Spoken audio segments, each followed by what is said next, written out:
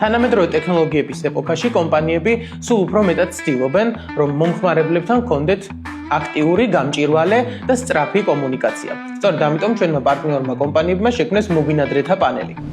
რა არის მობინადრეთა პანელი? მობინადრეთა პანელი შექმნილია იმისთვის, რომ თქვენი ფინანსური ინფორმაცია უკეთესად მართოთ და გაიგოთ. როგორ შეგიძლიათ ისარგებლოთ მობინადრეთა პანელით? მაგალითად, თქვენ შეგიძლიათ შეხვიდეთ სამშენებლო კომპანია ალფა სახლის ვებსაიტზე. ვებსაიტზე შესვლისას გაივლით ავტორიზაციას და გექნებათ ვწდომა პანელზე.